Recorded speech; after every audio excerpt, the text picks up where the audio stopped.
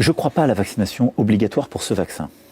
Parce que d'abord, il faut être toujours très honnête et très transparent. On ne sait pas tout sur ce vaccin comme on ne sait pas tout sur le virus. À chaque étape, on dira tout ce qu'on sait sur l'efficacité. Là, on a des premiers chiffres qui viennent des autorités de santé et des labos. Mais donc, on doit savoir, à chaque fois, il y a un bilan coût-avantage de la vaccination.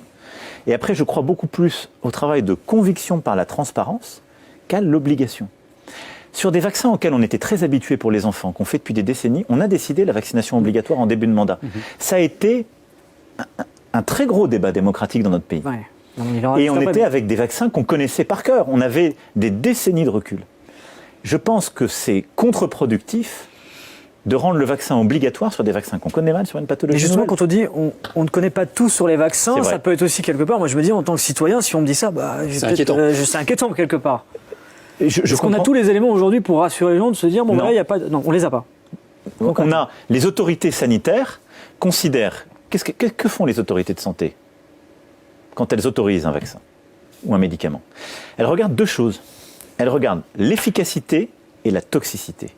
Parce qu'il ne faut jamais oublier qu'un médicament, comme d'ailleurs c'est l'origine du terme pharmakon en grec, c'est à la fois le médicament et le poison. Tout médicament, on sait, si c'est mal utilisé, ça a des effets secondaires, ça peut être mauvais. Et donc elles font le bilan et elles regardent est-ce que c'est efficace et au-delà de quel point. Les autorités américaines, elles se sont mis un seuil de 50%. Et est-ce que c'est toxique et qu'est-ce qu'on a identifié? Mais il vient d'arriver. Donc là, elles disent, pour nous, ces médicaments, le Pfizer-BioNTech, puisqu'il a été autorisé aux États-Unis, elles disent il est plus de 50% des cas, donc plus de 50% des cas efficaces, et il a une toxicité qui ne pose pas de questions. Et ils vont, je pense, dire quels sont les risques et pour qui. Moi, je n'ai pas toutes les informations au moment où je vous parle. Ouais. Et donc, c'est ça ce qu'on va faire à chaque fois. Parce que vous voyez, en France, il y a souvent cette question par rapport au vaccin, vous l'évoquiez il y a quelques instants, d'une certaine forme de défiance qui est très importante dans la population. Je pense qu'on ne répond pas à la défiance par l'obligation. Il y a des personnes qui disent le vaccin, ce sera sans moi. Qu'est-ce que vous leur dites aujourd'hui? Je dis, d'abord, n'ayez pas un propos définitif. Ce sera des vaccins. Le vaccin d'avril ne sera pas celui de janvier. Il y a des vaccins qui vont arriver au printemps-été, qui seront faits avec d'autres techniques. Donc en gros, si on nous dit ça, il faut mieux attendre avril pour... Non, d'abord, je vais vous rassurer. Ouais. Je vais vous rassurer.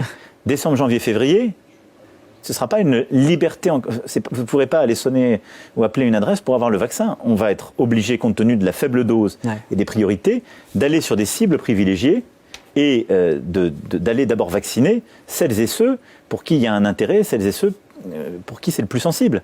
Vous ne pourrez pas, par exemple, si vous, en janvier, vous dites « je veux me faire vacciner » et que vous y alliez, on vous dira non. Donc c'est à un moment donné qu'on va ouvrir à la vaccination pour toute la population, et ce moment donné, ça a été précisé hier par le Premier ministre, le ministre et le professeur Fischer, ça va arriver dans une phase, je dirais, après. Là, la première phase, il faut déjà organiser la vaccination des personnes qui ont le plus de risques de développer les formes graves et qui ont plus de mortalité.